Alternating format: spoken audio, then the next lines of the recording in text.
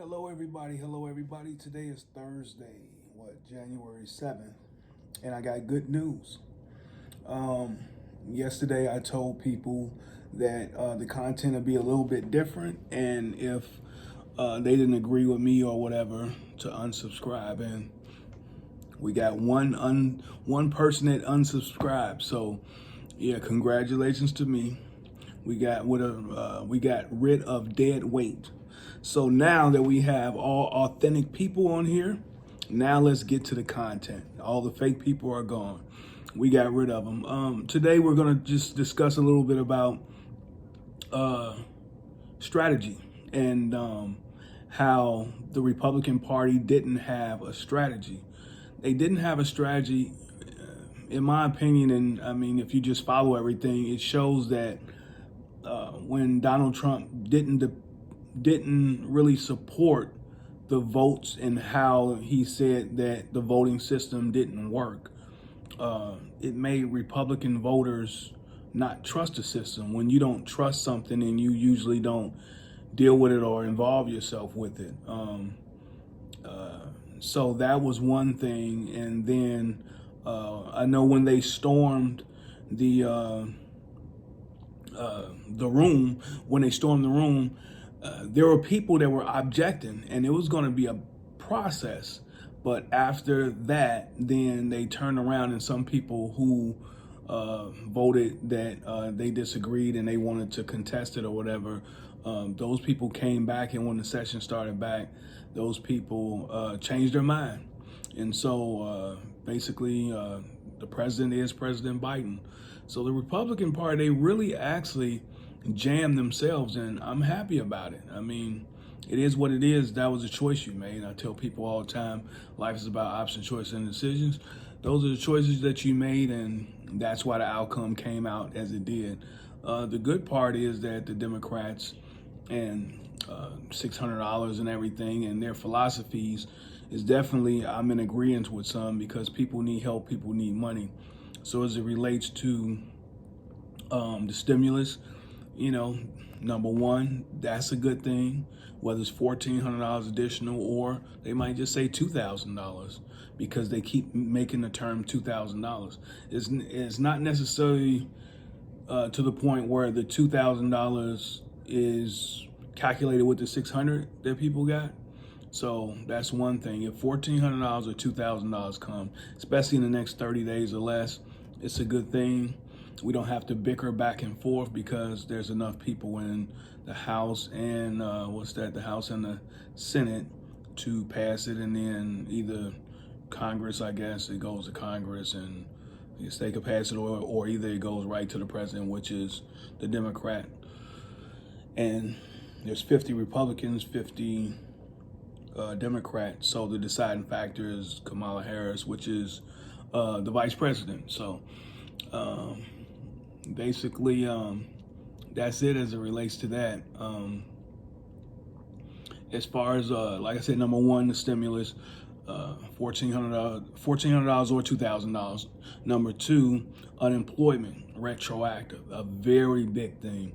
I know at $600 times, I don't know, 20 plus weeks, it come out to like $12,000, and they will drop it in there. Don't think that they won't. They will drop it in there, and that's a life-changing thing. People can really actually do something with that, because property values are going up.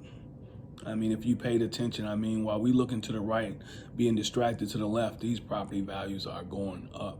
So again, number two is the unemployment retroactive. Number three is $600 unemployment going forward. That's number three, and that's a good thing. Also, that the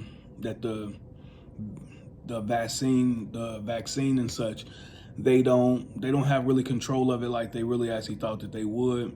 Some of it's supposed to be 2 doses. They're trying to get people one and come back for the other, and they're getting short on everything. So I said that to say that the pandemic or epidemic, whatever you want to call it, will probably be prolonged at least till June to get some type of thing to it. And actually, with all the things that happened at the Capitol, I mean, all those people, they really didn't have on masks. So we just keep digging ourselves a bigger ditch and prolonging it ourselves, really. So since the vaccine is not doing what they wanted to do as far as getting it to all the people, then hopefully unemployment will be extended.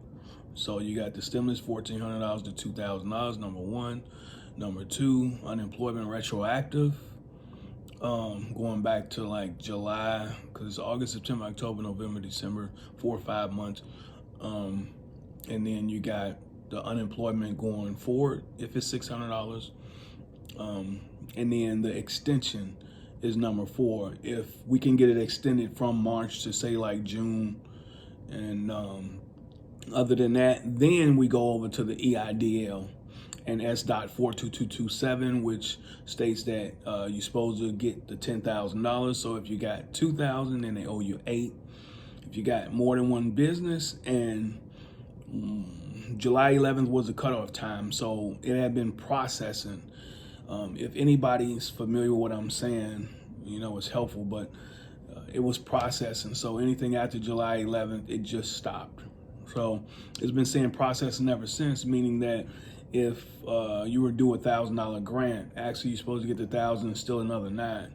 So if you got two businesses, one with an FEIN, and you took 2, they owe you 8. And then if you doing something else on the side with your sole proprietor or social security number, and then you got 1, then they owe you 9. So the last time I checked, 9 and 8 is 17. So 17,000 extra is a good thing. So if you got 12 coming back on unemployment, you got 17 coming back on that, and then you got 600s extra every week for the next basically 5 months, and then you got the stimulus, you can really come out, 30 plus.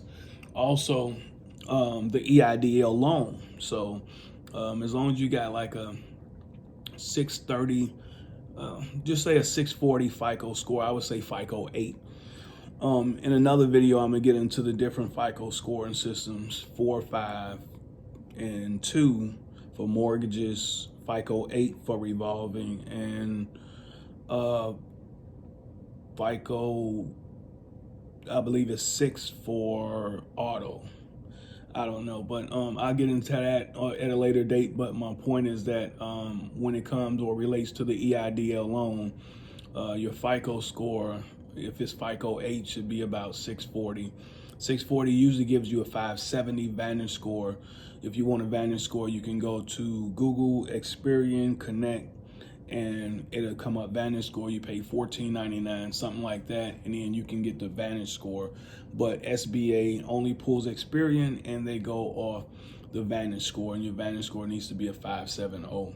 Now, there are new rules or stipulations as it relates to low-income areas. I would just say that just gives you preference over everybody else. I believe it's 30 employees or less. I believe that's that one, unless it's the Lifeline grant, but I believe it's that one. So you'll just have an edge. So it's always good to have an edge. If you're an Uber driver, I will say make sure that you put your address. Don't put the Sacramento address, because it's a problem. When you put that, you're an independent contractor, to self-employed and work for yourself. So your address is your address. And if you're from the hood and you're in a low income area, then that's helpful. So as an Uber driver, you'll be able to get a lot of grants and loans and such. So it was a hell of a day yesterday. I was happy, but at the same time sad. It's a mixed emotion, mixed feeling. It's hard to deal with, but we got Biden, the president, or president-elect, new upcoming President Biden, certified. Now we just need to get the Senate, the senators that just got their seats in Georgia. We need to get them certified. Once we get them certified and nobody challenges the votes and everything, we good.